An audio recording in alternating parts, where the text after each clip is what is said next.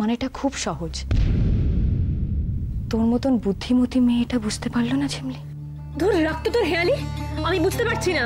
তুই আমাকে বোঝা, কিসের স্বার্থ তোর আমাকে বোঝা, আমি জানি না। আমি বল আমাকে। কত বড় ইন্ডাস্ট্রিয়ালিস্টের ঘরের একমাত্র ছেলের বউ হব সেটা ভাবতে পারিস ঝিমলি? বড় বাড়ি, দামি দামি গাড়ি, দামি জামা কাপড়, গয়নাগাটি। ঝিমলি, এতদিন যেটা আমি পাইনি সেটা আজ পাবো। আর তোর ভালোবাসা?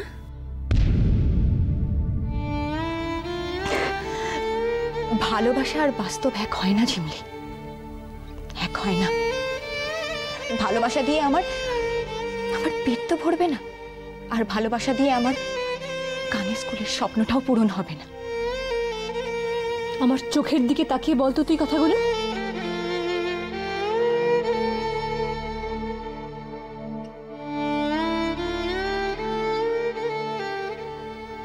আমি জানতাম তুই পারবি না। কে বলেছে পারবো না? কে বলেছে পারবো না? আমি আবার বলছি ঝিমলি, ভালোবাসা আর বাস্তব এক হয় না। আমি মানি না। তোর এখনকার বলা একটা কথাও আমি বিশ্বাস করি না দি ভাই, একটাও না। এগুলো তো তোর মনের কথা নয়। তুই তোর ছোট বোনের চোখকে হয়তো ফাঁকি দিতে পারিস, কিন্তু একটা মেয়ে হয়ে আরেকটা মেয়ের চোখকে তুই ফাঁকি দিতে পারিস না দি ভাই। ঝিমলি,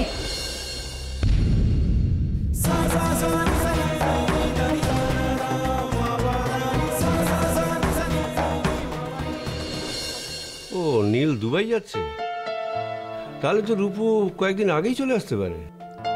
আচ্ছা, নীল দুবাই যাচ্ছে তো রূপুকে নিয়ে যাচ্ছে না? আরে না না, ও তো নিয়ে যেতেই চেয়েছিল, কিন্তু রূপুই তো রাজি হয়নি। তাই আবার শুনেছে তোর বিয়ে, আর সে দুবাই যেতে চায়। সেই তো, যাবে কেন? একমাত্র দাদার বিয়ে, রূপুকে তো আসতেই হবে। হ্যাঁ, কিন্তু বলছিলাম যে রূপু একা আসবে, জামাই আসবে না, সেটা কিরকম দেখায় বলো তো?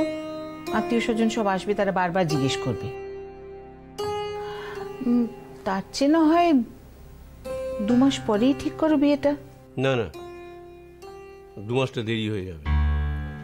তাছাড়া নীল অফিসের কাজে যাচ্ছে, ওদের অফিসের কোনো ঠিক আছে? 2 মাসের জায়গায় হয়তো 4 মাস লেগে যেতে পারে, আর 4 মাস দেরি করা ঠিক হবে না। শোনো বিতি, তুমি সমস্ত আত্মীয় স্বজনকে একদিনে পাবে এটা আশা করো না। তাছাড়া রূপমের মতামত তো এখানে ভাইটাল। ও বিয়ে করবে, কবে বিয়ের দিন ঠিক হবে সেটা ওই ফিক্স করুক। কি রে রূপম?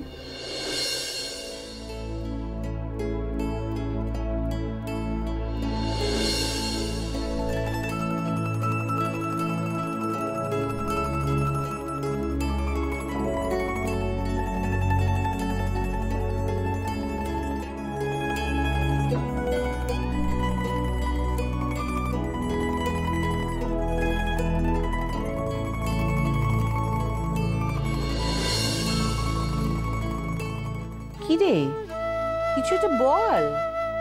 বাবা তো তোকে একটা কিছু জিজ্ঞেস করছেন। হ্যাঁ, চামচ নাড়াটা বন্ধ করে বিয়ের দিনটা কবে ফাইনাল করা যায় সেটা একটু বললে ভালো হয়। না কি নিয়ে কথা বলছিলে তোমরা? আমি ঠিক বোঝো। সত্যি? তোর বিয়ের ডেট নিয়ে। কবে দিনটা ফাইনাল করব সেটাই জিজ্ঞেস করা হচ্ছে। করে দাও, কালকে করে দাও। মানে? হ্যাঁ, না মানে কালকে, মানে যত তাড়াতাড়ি সম্ভব তত তাড়াতাড়ি ঠিক করে দাও।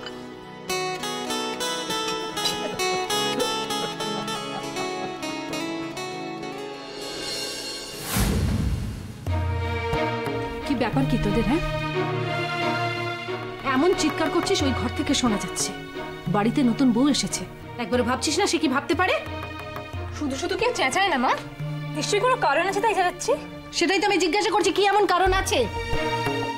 বিবাড়ি থেকে ফেরার পর থেকেই দেখছি দুজনকে সহ্য করতে পারছো না, কি ব্যাপার কি? আচ্ছা মা, তুমি এরকম টেনশন করছো কেন বলো তো? ঝিমলি তো রাগ হলে এরকম চেঁচায়। এটা কি কোনো নতুন ঘটনা নাকি? ও, আমি রাগ হলে জোরে কথা বলি, আর তুই কি করিস? মুখে স্যারকে পেটে বসে থাকিস। ঝিমলি, বাবা সে কখন চা চেয়েছিল একদম মনে নেই। শোন না লক্ষ্মী বোন আমার, একটু চায়ের জলটা বসিয়ে দে প্লিজ। আর কে কে চা খাবে জেনে নিস।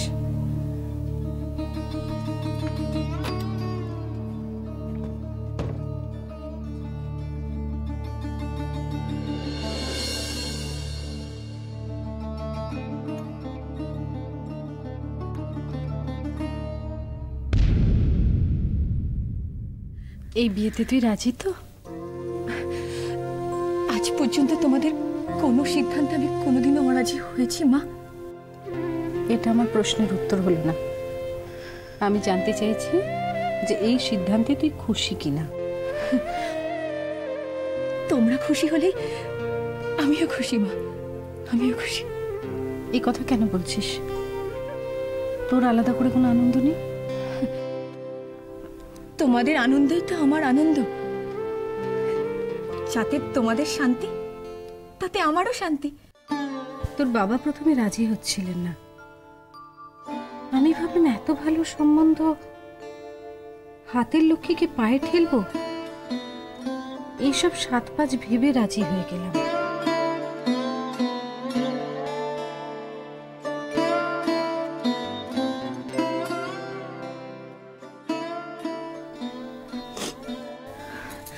আচ্ছা, তোমরা এরকম 7-5 কেন ভাবছো বলো তো মা?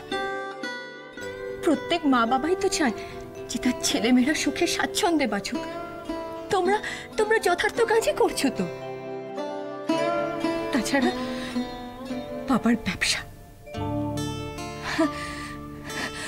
মাসলিন তৈরি করার স্বপ্ন তো এতদিনে সফল হবে মা। এটা কি কম কথা? কত ঝড় ঝাপটা, কত অভাবের মধ্যে দিয়ে গেছে বলো তো এত কাল। হ্যাঁ, তুমি দেখো মা, সব দুঃখের মেঘ কেটে যাবে। আমাদের সংসারে আবার নতুন করে সূর্য উঠবে। আর আমাদের পেছন ফিরে তাকাতে হবে না মা। আজ থেকে আমাদের জীবনে শুধুই আনন্দ। তুমি আর দুশ্চিন্তা করো না। তুই ঠিক বলছিস শ্রেয়া? হ্যাঁ, মন থেকে বলছিস তুই? হ্যাঁ মা, মন থেকে বলছি।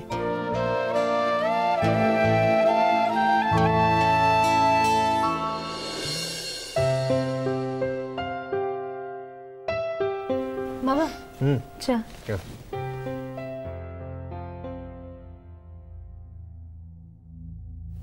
এই কি বানিয়েছিস রে? দেখি একটু। চা? কোথায় একটু কফি বানাবি? কালকে সারা রাত জেগে আছি। আমার সময় নেই, একটু বেরোতে হবে। তুই বানিয়ে খা না। বানিয়ে? তার থেকে খাবো না তাও ভালো। না না, ওর বানানো দরকার নেই।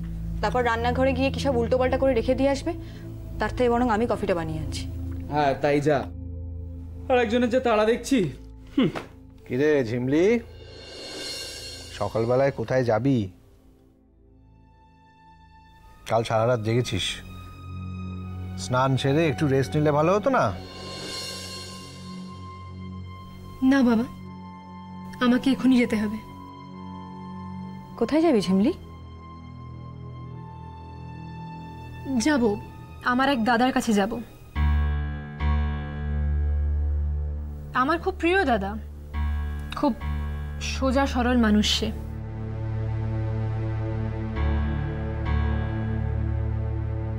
তার এক প্রিয়জন তাকে ছেড়ে চলে গেছে। তার এই কষ্টের সময় আমার তার পাশে থাকাটা খুব দরকার। তাই যাচ্ছি। ঝিমলি, বাবা যেটা বলছে সেটা কর। স্নান করে খেয়ে দে, রেস্ট নে। যা বলছি। থাক না খুকু, ঝিমলি যখন যেতে চাইছে যাক না। বিপদের সময় পাশে দাঁড়ানোর মতো মহৎ কাজ কি আর হয় কিছু? জানিস খুকু, তোকে আর ঝিমলিকে আমি এই জন্যে এত ভালোবাসি। সুখে দুঃখে মানুষের পাশে দাঁড়ানোর মতো মানসিকতা কটা মেয়ের থাকে বলতো? আমাকে আর দিভাইকে এক করে ফেলো না বাবা। আমি দিভাইয়ের মতো মহৎ নই। যেটুকু শিখেছি দিভাইয়ের থেকেই তো শেখা। দিভাইয়ের বিয়ে হয়ে গেলে এই সংসারের সুখ দুঃখের দায়িত্ব কাউকে তো নিতে হবে। এবার থেকে না হয় কাজটা আমিই করব।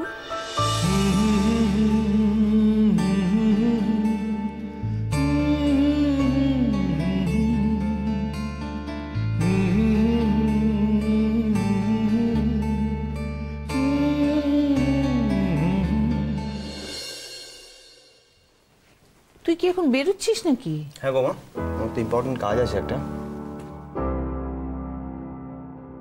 কেন গো, কি হয়েছে? প্রবলেম? মা, আচ্ছা তুমি এরকম চুপচাপ থাকলে আমার ভালো লাগে বলো? কি হয়েছে বলো, তুমি না বললে আমি বুঝবো কি করে কি হয়েছে বলো। আচ্ছা, বাড়ি ঘর রং করানো দরকার, বিয়ের শপিং এখনো কিচ্ছু হয়নি। তুই আর তোর বাবা যদি রোজ নিজেদের কাজে বেরিয়ে যাস তো এই কাজগুলো হবে কি করে শুনি? শোনো মা, দিনকাল না এখন অনেক বদলে গেছে, বুঝেছো? রং রং তুমি কন্ট্রাক্টে দিয়ে দাও। আর তোমার শাড়ি গয়না তুমি, এটা কোনো ব্যাপার না, যে কোনো একটা শপিং মলে যাও, একদিনের ব্যাপার, সেরে ফেললেই হলো। তো সেই সারাগুলো কে সারবে আমাকে বল তো? তুই চল তাহলে, আজকে আমার সঙ্গে অফিস যেতে হবে না। আমি? ওরে বাবা, না না না না, বাবাকে সামলাতে হবে না। শাড়ি গয়না আমি কি বুঝি বলো তো? তুমি এক কাজ করো, তুমি তোমার এক বান্ধবীকে সঙ্গে নিয়ে নাও। আমি কত আশা করেছিলাম, একটা মাত্র ছেলের বিয়ে, বউয়ের জন্য বাচ্চা বাচ্চা শাড়ি কিনবো, এক্সক্লুসিভ সব গয়না হবে, প্রণামী শাড়িগুলো সব আনকমন কিনবো। তা না, এখন আমার কিচ্ছু হবে না। একে এত তাড়াহুড়ো করে বিয়ে, তুই একটুও সময় দিতে চাইছিস না। আচ্ছা মা, তুমি রূপুকে ফোন করে নাও, ও তো এগুলো দারুণ বোঝে তো। রূপু? তার কথা নাই বা শুনলি? সাদি কি আর আমি এত আপসেট হয়ে রয়েছি? কেন, ফোন করেছিলে, কিছু বলেছে রূপু? ও বাবা, সে ভয়ঙ্কর ব্যস্ত। তার শ্বশুরের ডাক্তারের অ্যাপয়েন্টমেন্ট, তার শাশুড়ির পা ভেঙেছে, তার ননদের কলেজ, তার দেওরের পরীক্ষা, এই এত বড় একটা ফিরিস্তি দিল। আমি বললাম একটু তাড়াতাড়ি আয়, কি বললো বলতো? তাকে ছাড়া নাকি তার শ্বশুরবাড়ির লোক চোখে অন্ধকার দেখে। রূপুর এত পরিবর্তন, ওকে তো ভাত মেখে অবধি খাই দিতে হতো। দেখেছি মেয়েরা শ্বশুরবাড়ি গেলে কিরকম আপনা আপ সব শিখে যায় না, আশ্চর্য। হ্যাঁ সেই, তবে রূপুরটা একটু বেশি গিন্নিবান্নি হয়ে গেছে। শ্বশুরবাড়ি ওর এখন সব, বাবা মা দাদা এদের কথা ভাববার সময় কোথায় ওর? ও সে কি কথা? আরে আমার বিয়ে, আমার বোন, সে বিয়ের কদিন আগে আসবে না, এটা হতে পারে? না তুমি ওকে ফোন করো, ওকে বলো তাড়াতাড়ি আসতে, আর কি। দেখি আরেকবার ফোন করে দেখি। করো।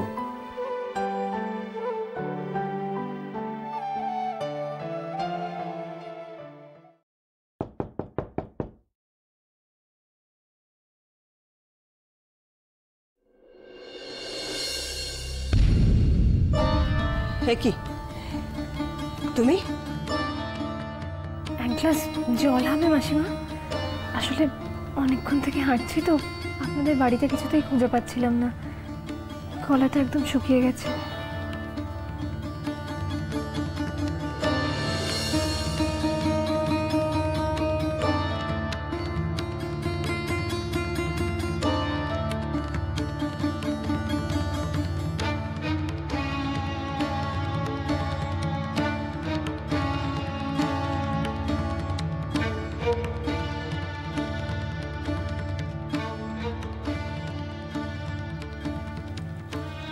এনো,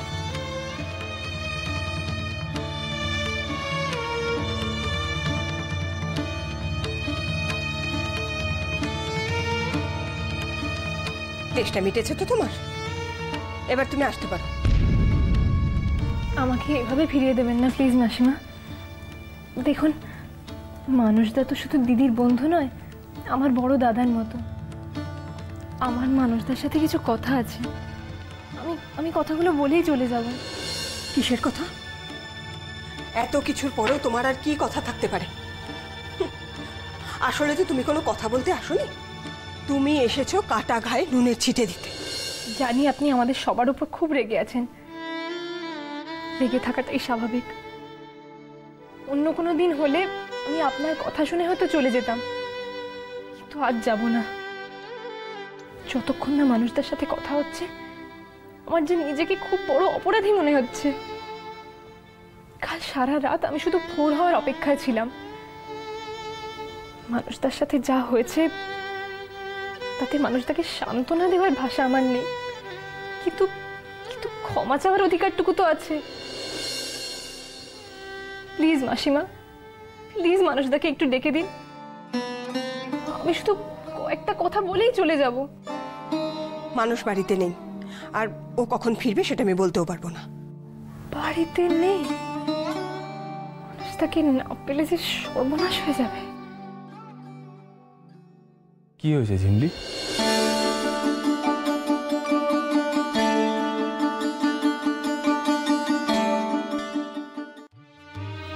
কি অবস্থা হয়েছে তোমার মানুষটা? প্লিজ আমাকে এড়িয়ে যেও না, আমার তো অনেক কিছু বলার আছে মানুষটা। হ্যাঁ, কি বলবে বলো। মানুষটা, তুমি বা দিভাই কাল রাতে কোনো প্রতিবাদ করলে না কেন?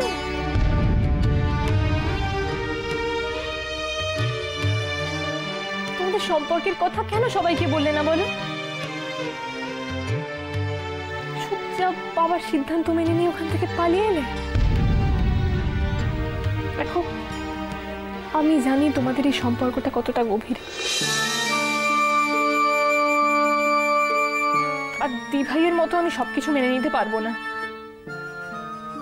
তোমার প্রতি যে অন্যায় হয়েছে, সেই জন্য দিভাইয়ের হয়ে আমি তোমার কাছে ক্ষমা চাইছি মানুষটা।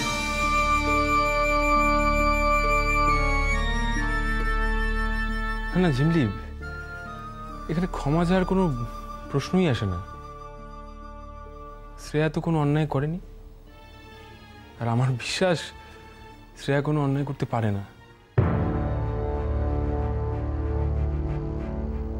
কিন্তু আমার এই ছোট্ট বোনটা ভুল বুঝে এতটা পথ দৌড়ে দৌড়ে চলে এসেছে, তার ভুলটা তো অবশ্যই ভাঙানো দরকার। আমি এর মধ্যে আমার ভুল বোঝার জায়গাটা কোথায় মানুষটা? তুমি এখনো কিছুই জানো না ঝিমলি, কিন্তু এখন তোমার সব জানা দরকার।